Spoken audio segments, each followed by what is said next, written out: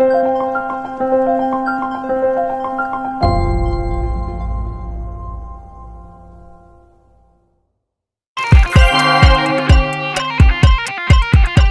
วงพี่ช่วยด้วยกลับมาแล้วนมัสการหลวงพี่สมพงษ์หลวงพี่สมปองและหลวงพี่ณพันธ์นะครับสวัสดีครับอะไรนะไกลกันนิดนึงฮะปรับเปลี่ยนเพื่อความปลอดภัยแต่ความอิ่มใจยังเหมือนเดิมนมัสการครับกราบนมัสการครับนมัสการนะครับหลวงพี่ครับกราบนมัสการหลวงพี่ครับเจริญพรครับอาจารย์นมัสการครับกับคำถามที่ส่งกันมาอย่างคับคั่งทำขนมเค้กใส่บาตรนะคะอุ้ยผมเล่ารำซะฉ่ำภรรยาหยิบเงินสามีไปแล้วไม่บอกเนี่ยแบบนี้ผิดไหมฮะมันเป็นบาปหรือเปล่าครับหนูจะบาปไหมคะหลวงพี่จะตกนรกไหมฮะ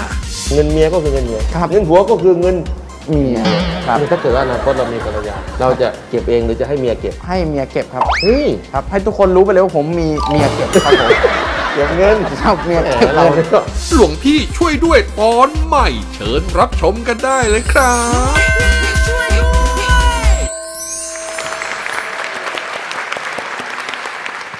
สวัสดีครับหลวงพี่ช่วยด้วยกลับมาแล้วครับผมทุกวันเสาร์อาทิตย์ 11 โมงครับผมวันนี้ครับเรามีการปรับเปลี่ยนนะครับเนื่องจากสถานการณ์โควิดครับผมเราจะให้ดารานักแสดงทั่วประเทศที่มีคำถามส่งคำถามเข้ามาถามหลวงพี่ของเราครับผมแล้ววันนี้หลวงพี่ของเราอยู่แล้วครับนมัสการหลวงพี่สมพงษ์หลวงพี่สมปองและหลวงพี่ณพันธ์นะครับสวัสดีครับ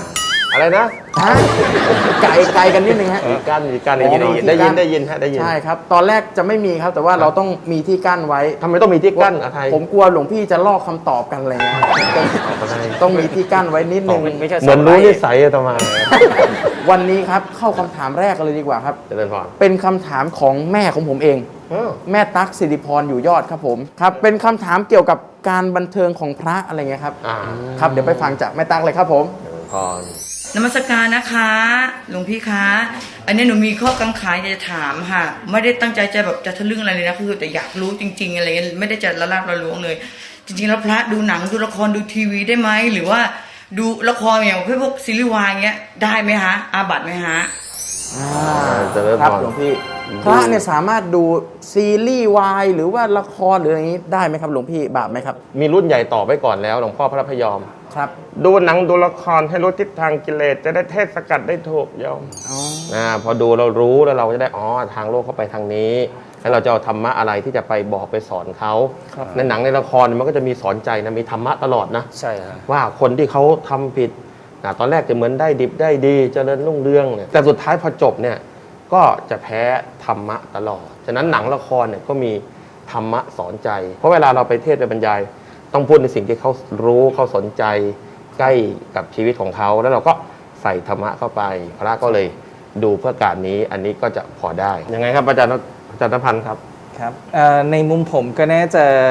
ชวนมองในแง่ของวินัยก่อนแล้วกันเนาะว่าข้อบัญญัติว่าพระพุทธเจ้าบัญญัติว่ายังไงบังเอิญเหตุเกิดของกรณีเนี้ยมันเกิดจากการที่มีพระท่านใช้คำว่าสัตตรสาวัคคีครับอาจารย์เป็นแก๊งออฟ17ก็คือมีอยู่17รูปกลุ่มนะทั้งภาษาบาลีภาษาอังกฤษภาษาไทย17รูปเนี่ยก็ไปดูมหรสพครับอาจารย์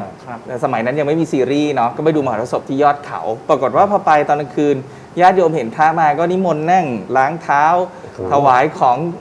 สแน็คของขบฉันดูแลอย่างดีเลยแล้วปรากฏว่าพระกลุ่มนี้ท่านก็หวังดี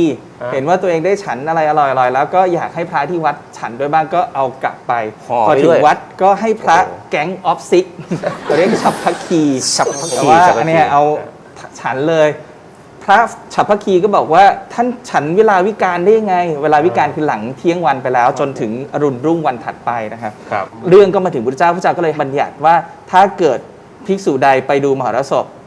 ถือว่าทำอย่างสิ่งที่คฤหัสถ์บริโภคกามเขาติเตียนไม่เป็นไปเพื่อความเลื่อมใสก็ต้องอาบัติน้อยใจแทนพระที่มี77รูปนะอุตส่าห์เอาของฉันมาฝาก6รูปนั้นไปฟ้องพระเจ้าซะงั้นฟ้องไปฟ้องมาตัวเองก็โดนด้วยครับผมอันนี้เรื่องฉันอันนี้เรื่องมหรสพอะไรอย่างนี้ครับผม ครับหลวงพี่ครับเมื่อสักครู่หลวงพี่กล่าวถึงเรื่องการ ดูซี ฉัน รีส์ ใช่ไหมครับทำไมพระถึงห้ามฉันข้าวเย็นครับ พระฉันเย็นได้ไหมครับพระอาจารย์ดรสมพงษ์ อ๋อฉันไม่ได้ฮะต้อง ทำยังไงครับ ต้องเข้าเว็บก่อน นั่น จะได้อุ่น พระจะได้ไม่เกินกี่โมงนะ ไม่เกินเที่ยงครับ เอาอย่างนี้พระก็จะได้ตลอดเวลาสิครับ ทำไมครับ เพราะว่าโลกนี้ไม่เที่ยง โอ้โหครับผม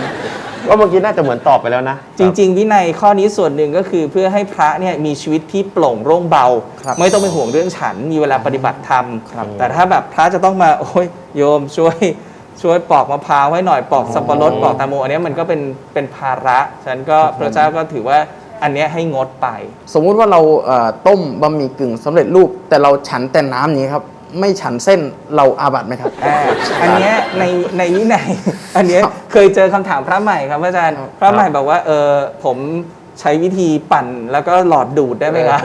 วงนี้จะเจอบ่อย แต่จริงๆเนี่ยในวินัยบอกว่าของเคี้ยวของฉันแล้วบัญญัติไว้ชัดเจนว่าของฉันหมายถึงอะไรบ้าง ของเคี้ยวหมายถึงอะไรบ้างฉะนั้นของที่ถือว่าเป็นของฉัน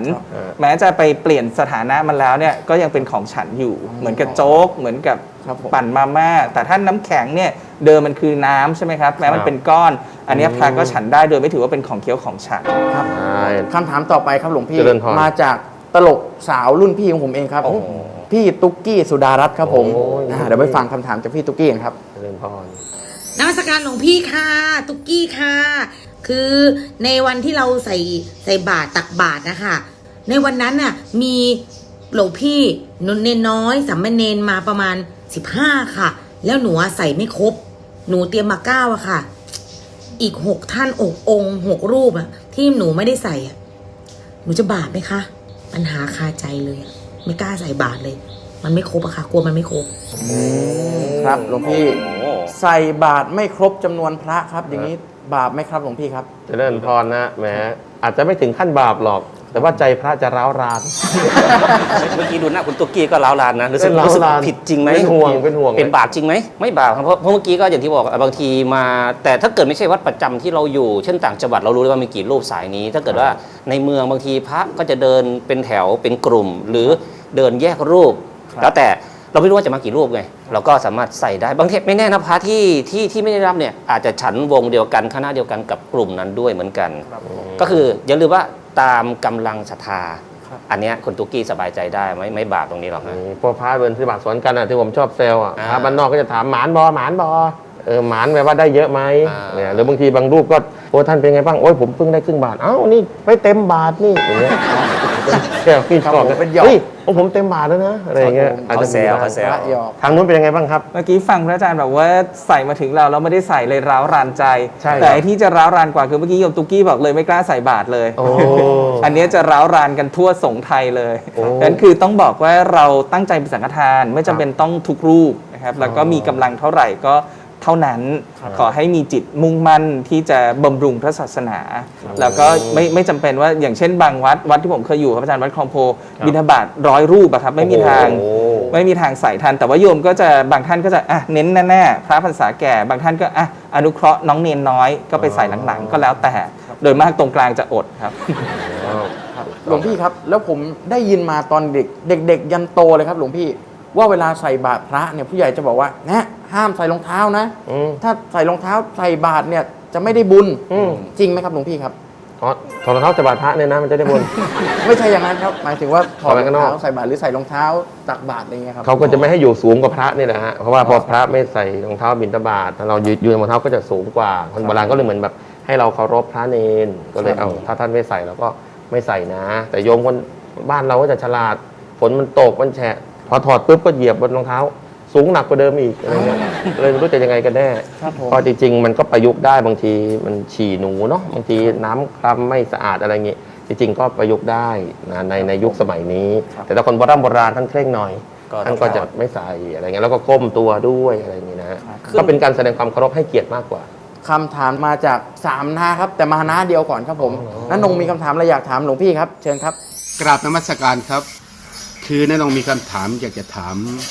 เวลาที่ญาติโยมเนี่ยอยากจะทำบุญ โดยส่วนมากญาติโยมก็จะเดินทางไปที่วัด เพื่อไปทำบุญกับพระที่วัด แต่ว่าถ้าพระอยากจะทำบุญบ้าง ไม่ทราบว่าพระมีวิธีทำบุญแบบไหนอย่างไรบ้างครับ ครับหลวงพี่ ฮะ ญาติโยมเวลาจะทำบุญต้องทำกับพระทำที่วัด แล้วถ้าพระอยากจะทำบุญมากต้องทำยังไงครับหลวงพี่ค อา รับ ตมาก็ไปหาโยมที่บ้าน อ๋อ ไปทำบุญกับโยม จริงๆแล้วพระเราเคยเห็นนะครับตอนนี้ท่านไปอยู่ญี่ปุ่นแล้วท่านเป็นคารวาสแล้วล่ะวันเกิดท่านนี่แหละวันคล้ายวันเกิด ครับ ท่านก็ใส่บาตรพระด้วยกัน อ๋อ หรือบางทีครับนั่งรถไปต่างจังหวัดไปบรรยายอย่างเงี้ยเราก็เห็นพระที่ท่านมาใส่บาตรพระธุดงค์ ครับผม ท่านแบ่งปันมาญาติโยมทำบุญมา ท่านก็ทำบุญต่ออะไรเงี้ยท่านก็ทำบุญเหมือนกัน แต่อาจจะไม่ได้มากมายเหมือนญาติโยมนะที่เราจะไปทำบุญกับพระด้วยกันจะมีบางรูป อย่างอาตมาก็จะให้ทุนการศึกษาอะไรเงี้ยเลี้ยงขนมเลี้ยงไอติมเด็กๆนักเรียน ครับผม เราก็จะไปทางนั้นเพราะว่าโยมทำบุญมาที่วัดแล้ว ครับ พระเราก็สวนออกไปที่โรงเรียนบ้างที่ชุมชนบ้าง ครับผม แล้วก็ถือว่าเป็นการทำบุญอีกอย่างหนึ่งถ้าเป็นอาตมาก็จะเป็นอย่างนั้นอาจารย์สมพงษ์นะครับยังไงครับ ก็จริงๆโยมอาจจะลืมว่าการทำบุญมันมีอยู่ โดยยอด3นะครับ ก็คือให้ทานก็ที่เราเน้นๆกันนี่แหละ ทานน้ำมัน รักษาศีล ครับ แล้วก็เจริญสมาธิภาวนา ครับ 3 ข้อนี้จริงๆถ้าเราก็สามารถทำข้อ 2 ก็ได้ทำข้อ 3 ก็ได้ ส่วนข้อ 1 อย่างที่บอกว่าทำไปแล้ว หรือบางทียังมีถ้าเกิดโดยละเอียดจะมี 10 ข้อ ครับ ช่วยงานสังคม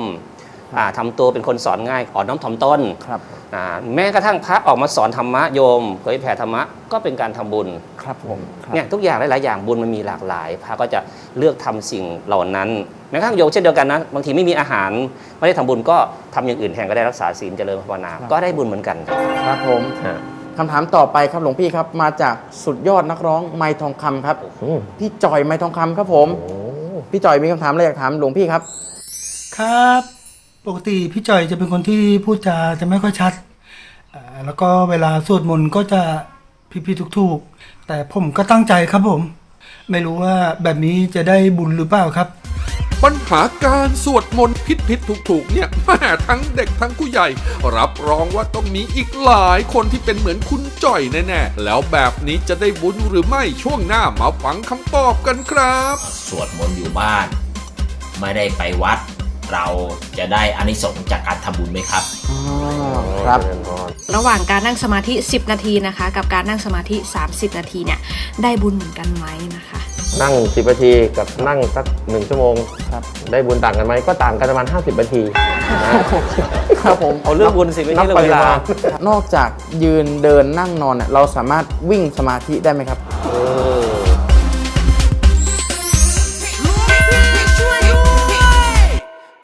ใครกำลังฝึกซ้อมใจให้ปรึกษาพระอ่อนหนักเป็นเบาคุยกับพระ คำถามต่อไปครับหลวงพี่ครับมาจากสุดยอดนักร้องไมค์ทองคำครับพี่จอยไมค์ทองคำครับผมพี่จอยมีคำถามอะไรอยากถามหลวงพี่ครับ ครับ ปกติพี่จ่อยจะเป็นคนที่พูดจาจะไม่ค่อยชัดแล้วก็เวลาสวดมนต์ก็จะผิดๆถูกๆแต่ผมก็ตั้งใจครับผม ไม่รู้ว่าแบบนี้จะได้บุญหรือเปล่าครับ ครับหลวงพี่สวดมนต์ออกเสียงไม่ชัดผิดๆถูกๆอย่างนี้จะได้บุญไหมครับหลวงพี่ครับ เจริญพรนะกระเป๋าสมปองเจอแล้วนะฮะนี่ ครับผม เดี๋ยวตามหากระเป๋าสมปอง ลืมกระเป๋าไว้ในแท็กซี่หญิงสาวคนที่เพิ่งลงบางพลัด เพราะเนี่ยผมนึกว่าจะร้องให้ผมรู้สึกภูมิใจมีชื่ออยู่ในเพลงอะไรอย่างเงี้ยนะฮะ ครับผม พูดไม่ค่อยชัดสวดมนต์ไม่ค่อยชัดแล้วจะได้บุญหรือเปล่าแต่ตั้งใจดีนะฮะไม่จำเป็นต้องสวดครบด้วยซ้ำอะไรอย่างเงี้ยนะคือด้วยเจตนาด้วยความตั้งจิตตั้งใจในการที่จะถ่ายทอดให้อะไรเงี้ยเป็นเจตนาที่ดีอยู่แล้วบางทีเราตั้งใจสวดอะแต่ว่าเราไม่ได้เรียนภาษาบาลีมาไม่ได้ไปเรียนทำ9ประโยคนะเราก็เลยไม่ค่อยชำนาญแต่บางทีเนี่ยเดี๋ยวค่อยฟังท่านว่าบางทีมันผิดเพี้ยนไปความหมายเปลี่ยนก็มีนะบางศัพท์บางอะไรเนี่ยฉะนั้นแล้วเราเป็นชาวพุทธเรามีความตั้งจิตตั้งใจดี แต่เราไม่ได้เก่งเรื่องภาษาหรือเราพูดไม่ชัดแต่ความตั้งใจเราชัดความมุ่งมั่นเราชัดเจตนาเราชัดเนี่ยบุญก็ได้ชัดเจนตรงนั้นอยู่แล้วใช่ไหมครับอาจารย์ดรสมพงษ์ครับ ครูอาจารย์ก็ท่านก็พูดเรื่องนี้อยู่เหมือนกันเอาง่ายบทสวดของไทยกับบทสวดของจีนนะโมก็สำเนียงเสียงไม่เหมือนกันนะงั้นถ้าเกิดใจเราน้อมถึงพระรัตนตรัยคือเราได้บุญตั้งแต่ตรงนี้แล้ว การสวดผิดถ้าเกิดเราไม่ได้ตั้งใจเราไม่ได้ขี้เกียจหากเราตั้งใจแล้วเราเต็มที่แล้วแต่เรารู้สึกเหมือนออกเสียงนี้ไม่ชัดก็ขอให้ใจเราน้อมถึงพระรัตนตรัยก็ได้บุญแล้วแต่ถ้าเกิดเรามีโอกาสเราเข้าใจก็ค่อยปรับค่อยปรุงค่อยเปลี่ยนแปลงให้ดีขึ้นได้ในทีหลังได้ ครับผมคำถามต่อไปครับหลวงพี่ครับมาจากพี่ชาย พี่ชายตลกของผมเลย รู้จักกันตั้งแต่ตัวเล็กๆครับหลวงพี่ ถามเขาไหมว่าเขานับถือเราอย่างนั้นหรือเปล่า เราต้องถือเขาดีแล้ว ครับผมพี่คิงก่อนบ่ายครับพี่คิงมีคำถามอะไรอยากถามหลวงพี่ครับ อยากจะถามว่าการที่เราบูชาพ่อแม่อยู่บ้าน แล้วก็สวดมนต์อยู่บ้าน ไม่ได้ไปวัด ไม่ได้ไปทำบุญที่วัด เราจะได้อานิสงส์จากการทำบุญไหมครับ ครับหลวงพี่ครับทำบุญที่บ้านครับไม่ได้ไปวัดอย่างนี้ครับจะได้บุญไหมครับ รู้สึกจะมี2ประเด็นก็คือเหมือนบูชาพ่อแม่คงจะหมายถึงการดูแลเนาะ ครับ การดูแลพ่อแม่ซึ่งจะไปตรงกับพี่ตุ้ยพี่สาวอาตมา ซึ่งไม่ค่อยได้มีโอกาสหรือเวลาที่จะไปวัดเพราะต้องดูแลพระอรหันต์ในบ้านก็คือโยมแม่ตาลเนี่ยตลอดบางทีคนก็ชาวบ้านก็จะมีแซวเหมือนกันไม่ค่อยเข้าวัดเข้าวาอะไรเงี้ยเราก็รู้สึกว่าพี่สาวนะรู้สึกว่าเราก็ได้ดูแลพระอรหันต์ในบ้านแล้วก็ที่บ้านแม่ก็มีพุทธรูปได้ไหว้ได้อะไรอยู่แล้วเหมือนมีคำพูดของพระเถระรูปหนึ่งเนาะบอกว่าถ้ายังไม่ดูแลพระในบ้านก็อย่าเพิ่งไปดูแลพระที่อื่นนะซึ่งก็มีหลายๆรูปหลายๆท่านได้พูดตรงนี้ไว้ฉะนั้นถ้ามีโอกาสไปทำบุญที่วัดบ้างเราก็ไปนะถ้าช่วงนี้ไม่สะดวกไงก็ไม่เป็นไรทำทั้ง2ที่ได้เลยจะเดินก่อนอยู่ที่ไหนก็ได้บุญเหมือนกันอาจารย์ณพันธ์ครับโอ้ที่บ้านได้บุญเท่าที่วัดไหมครับถามเพิ่มเติมอีกหน่อยอย่างที่โยงเรื่องบุญกิริยาวัตถุ10เมื่อกี้ครับอาจารย์ว่าทำบุญไม่ได้มีเฉพาะเรื่องให้ทานอย่างเดียวฉะนั้นก็ฝากฟังกับอันนั้นแล้วก็ที่อยากจะเสริมก็คือวันนี้ทานนามัยบุญสำเร็จด้วยการทำทานเนี่ยอาจจะส่วนที่ดูแลพระในวัดก็ส่วนหนึ่งแต่อยากให้นึกถึงชุมชนคนเปราะบางคนที่เดือดร้อนโรงพยาบาลเนี่ยถ้าท่านมีกำลังท่านช่วยสถานที่เหล่านี้ช่วยคนที่มีความทุกข์ยากอย่างนี้ก็จะถือว่าเป็นบุญสำคัญเพราะว่าให้ไปในวันที่เขาต้องการอย่างที่สุดถ้าทำอย่างนี้เราก็จะร่วมกันฝ่าฟันโควิดครั้งนี้ไปด้วยกันได้ดังนั้นคุณคิงก่อนมาอยู่ที่ไหนทำบุญที่ไหนก็ได้บุญเช่นเดียวกันนะเจริญพรครับผมสาธุครับคำถามต่อไปครับมาจากรุ่นน้องของพี่จ่อยเองครับผมพี่นัทมาริสาครับพี่นัทมีอะไรอยากถามหลวงพี่ครับสวัสดีค่ะนัทมาริสาศิลปินจากค่ายยุ้งข้าวเรคคอร์ดค่ะวันนี้นะคะหนูก็มีเรื่องที่อยากจะสอบถามนะคะคือปกติแล้วเนี่ยหนูเป็นคนชอบนั่งสมาธินะคะก็เลยอยากทราบว่าการนั่งสมาธิเนี่ยค่ะได้บุญไหมนะคะแล้วก็ถ้าได้บุญเนี่ยระหว่างการนั่งสมาธิ10นาทีนะคะกับการนั่งสมาธิ30นาทีเนี่ยได้บุญเหมือนกันไหมนะคะครับหลวงพี่ครับการนั่งสมาธิได้บุญไหมครับแล้วก็นั่งสั้นนั่งยาวอันไหนได้บุญเยอะกว่ากันครับหลวงพี่ครับพอนะถ้าเกิดนั่ง10นาทีกับนั่งสัก1ชั่วโมงได้บุญต่างกันไหมก็ต่างกันประมาณ50นาทีครับผมเอาเรื่องบุญสิไม่ใช่เรื่องเวลาจริงอันดับแรกมันต่างกันไม่จริงหยอกนั่ง10นาทีแต่มีสมาธิตั้งมั่นสมาธิแปลว่าความตั้งมั่นแห่งจิตจริงๆแปลได้หลายอย่างนะแต่อาจารย์ณพันธ์จะแปลให้ฟังด้วยมีความตั้งจิตใจตั้งมั่น10นาทีแต่ว่าจิตใจแบบโอ้โหมีสมาธิมากกับ1ชั่วโมงที่ฟุ้งซ่านถ้าภาษาพระเขาเรียกฟุ้งซ่านรำคาญใจคิดไปตรงนั้นคิดไปตรงนี้อาตมาเคยแซวเลยมานั่งอยู่ที่วัดน่ะพุทโธมีใครหุงข้าวไหมนะพุทโธหาอะไรให้หมากินไหมนะนั่งอยู่วัดแต่ใจอยู่บ้านไม่มีสมาธิจะนั่งไปครึ่งวัน1วันก็ไม่มีประโยชน์เท่ากับ10นาทีนั้นหรือ1นาทีด้วยซ้ำไปที่ชั่วช้างกระดิกหัวงูแลบดินแล้วจิตใจตั้งมั่นฉะนั้นไม่ได้เกี่ยวกับปริมาณเวลาของการนั่งไม่ว่าจะสมาธิแบบไหนถ้าเราจิตใจเป็นสมาธิเราก็ได้บุญจริงๆแล้วสมาธิมันมีกี่อย่างกี่อิริยาบถยังไงบ้างครับจริงๆสมาธิก็มันมีอยู่4อริยบทนะยืนสมาธิก็มีก็ยืนนิ่งๆที่ผมเคยล้มเลยนะใช่ผมเคยล้มทับเนนที่ผอมกว่าด้วย2ก็เดินสมาธิคืออะไรศัพท์เฉพาะคือเดินจงกรมต้องหลับตาไหมไม่ต้องก็ได้นะไม่ต้องหลับตานะเดินจงกรมกลับไปกลับมามีทีไม่ใช่กรมนะกรมรอเรือจงกรม3ก็นั่งสมาธิอันนี้นิยมกันเยอะหน่อยที่เรารู้แล้วก็สำหรับคนที่เชี่ยวชาญแล้วนอนสมาธินอนยังเป็นสมาธิได้นอนสมาธิไม่ต้องมีนาฬิกาปลุกแบบภาพบางถ้ายืนเดินนั่งนอนสมาธิชอบไหนที่สุดนอนสมาธิครับเพื่อนละกิเลสตัวเดียวกับพระใช่ครับจริงๆเมื่อทักตอบคำถามคุณโยมเมื่อกี้ก็ความหมายคือมันมีทั้งเชิงปริมาณเชิงคุณภาพอย่างที่อาจารย์สปองพูดเชิงปริมาณคือแน่นอนถ้าเกิดเรานั่ง10นาทีกับ30นาทีมันก็ได้แตกต่างกันแต่ความหมายคือในเชิงคุณภาพถ้าเกิดเชิงคุณภาพอย่างที่บอกถ้าเกิดว่าจิตนิ่งทั้งคู่เป็นสมาธิทั้งคู่นั่งนานก็ย่อมได้เยอะกว่ากระบวนการทำสมาธิถ้าเกิดได้ก็เหมือนการออกกำลังกายอันนี้น่าจะสายออกกำลังกายเนาะถ้าเกิดออกกำลังกายนี่ถ้าเกิดเราเล่นครึ่งชั่วโมงกับเล่น1ชั่วโมงก็ได้แตกต่างกันนะแต่เขาขอให้เล่นถูกวิธีเท่านั้น หรือถ้าเกิดว่าเราไม่เป็นสมาธิแล้วไม่ไหวจริงๆเราก็อย่าฝืนก็แล้วกันมันจะกลายเป็นว่าทรมานตัวเองเกินไปเพราะบางทีบางคนไม่ถนัดในการนั่งนะบางคนแค่หลับตาก็ปวดหัวบางคนหลับตามึนเวียนหัวใช้เดินก็ได้ใช้เพ่งก็ได้หรือใช้ยืนสมาธิก็ได้หลวงพี่ครับนอกจากยืนเดินนั่งนอนเราสามารถวิ่งสมาธิได้ไหมครับการวิ่งออกกำลังกายไปด้วยทำสมาธิไปด้วยเนี่ยถ้าทำได้ถือว่าได้ประโยชน์2ต่อเลยนะครับแล้วเรื่องนี้คำตอบจากหลวงพี่จะเป็นอย่างไรช่วงหน้ากระจ่างแน่นอนใครกำลังถูกล้อมใจให้ปรึกษาพระอ่อนหนักเป็นเบาคุยกับพระหลวงพี่ครับนอกจากยืนเดินนั่งนอนเราสามารถวิ่งสมาธิได้ไหมครับจังหวะแบบว่าสมมุติว่าโค้ชให้วิ่งคาร์ดิโอสัก1 ชั่วโมงระหว่างเราคาร์ดิโอเราสามารถสมาธิได้ไหมจะได้ทำ2 อย่างในเวลาเดียวกันเนี่ยถ้าวิ่งสมาธิได้มันก็อาจจะมีทั้งแบบสมาธิมาราธอนสมาธิฮาล์ฟมาราธอนอะไรอันเต้ามาราธอนเราก็ไปเอาแค่ยืนเดินนั่งนอนมีแค่4ประโยชน์นะจริงๆในแง่ของเดี๋ยวนี้เราจะมีเรื่องการทำสมาธิแบบเคลื่อนไหวตามแนวหลวงพ่อเทียนนะครับที่ทำมือแล้วก็ให้รู้ตัวว่ากำลังขยับขับเคลื่อนอะไรก็มีสติอย่างนี้ก็มีเหมือนกันก็เป็นที่นิยมครับทั้งใน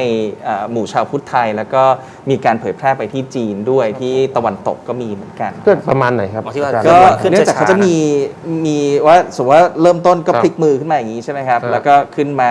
อย่างนี้อย่างนี้อย่างนี้อย่างนี้อย่างนี้อย่างนี้อะไรเงี้ยครับก็จะทุกอิริยาบถก็คือจะขยับคราวนี้ไปรวมกับที่ถามเมื่อกี้ว่าวิ่งแล้วเป็นสมาธิได้ไหมจริงๆสมาธิมันคือชื่อของสภาวะที่จิตตั้งมั่นแต่ว่าต้องแยกกันระหว่างเวลาเราพูดว่าทำสมาธิมันคือกระบวนการฝึกกับต้องแยกระหว่างสภาวะที่เป็นสมาธิเนาะเพราะว่าจริงๆคนที่ฝึกวิ่งมาราธอนครับอาจารย์เขาก็จะรู้ว่าจริงๆพอถึงจุดหนึ่งเนี่ยสภาวะที่ได้รับฮอร์โมนที่มันหลั่งเวลาที่ออกกำลังไปถึงจุดหนึ่งอย่างนั้นเนี่ยมันก็มีภาวะที่ไม่ต่างอะไรจากที่เราได้เวลาทำสมาธินั้นก็ถามว่ามันทำได้ไหมก็คือทำได้แล้วมันมีกี่ขั้นไหมครับสมาธิมันมีขั้นคราวนี้ในแง่ขั้นเนี่ยขออนุญาตกลับไปเพื่อตอบคำถามที่เมื่อกี้ถามว่า1ได้บุญไหมอันนี้ได้บุญแน่ๆเพราะว่าในทานศีลภาวนาที่เป็นบุญกิริยาวัตถุเนี่ยเราถือว่าภาวนาเนี่ยคือตัวที่สูงสุดคือทานเนี่ยยังเป็นเรื่องสละภายนอกศีลเป็นการควบคุมกายวาจาส่วนจิตภาวนาเนี่ยเป็นเรื่องที่เน้นไปที่ใจแล้วมันจะมีผลต่อการควบคุมกายกับวาจาต่อไปคราวนี้ในแง่ของถามว่า1 นาทีกับ30 นาทีอย่ามองแยกกันเนาะถ้าให้เทียบง่ายๆเหมือนกับเมื่อกี้อาทัยพูดเรื่องคาร์ดิโอ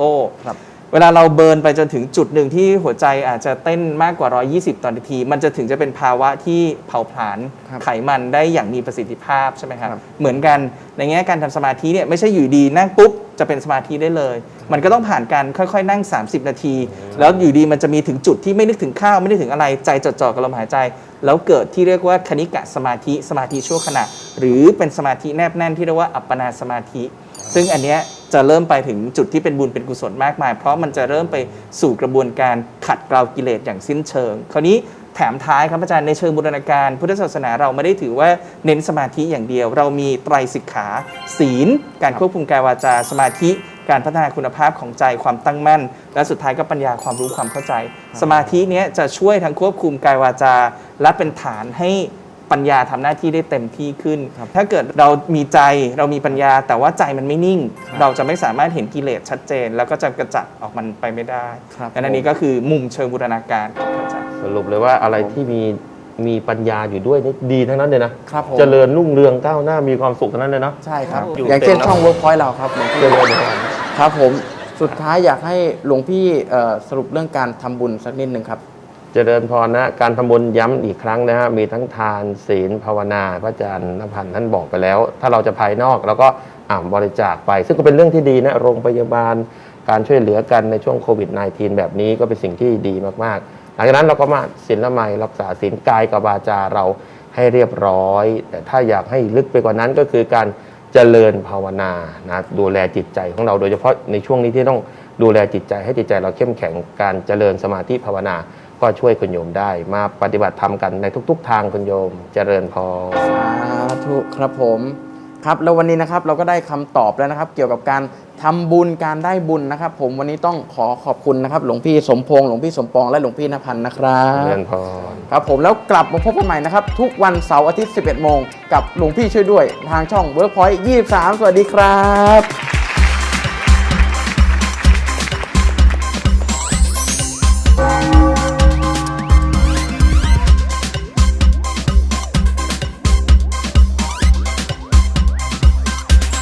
พรุ่งนี้พบกับความเจ้าเล่ห์ของอาไทยเด็กวัดอารมณ์ดีศรีถนนชัยแห่งยุค ทำขนมเค้กใส่บาตรนะคะอุ้ยผมเล่ารำซะฉ่ำห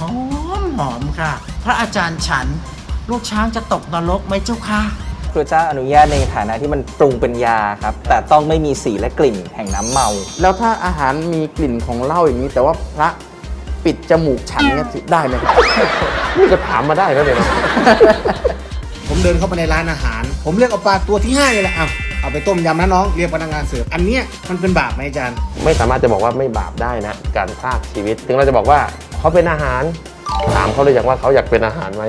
จริงๆเขาก็คงไม่ได้อยากเป็น ถ้าสมมติเราชี้เอาตัวนี้แต่เชฟหยิบไปผิดตัวนี่ครับถือว่าเราก็ไม่บาปใช่ไหม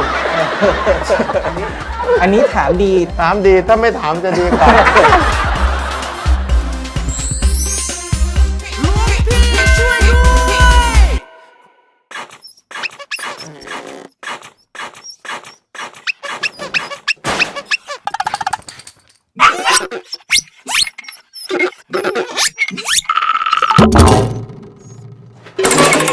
Sorry.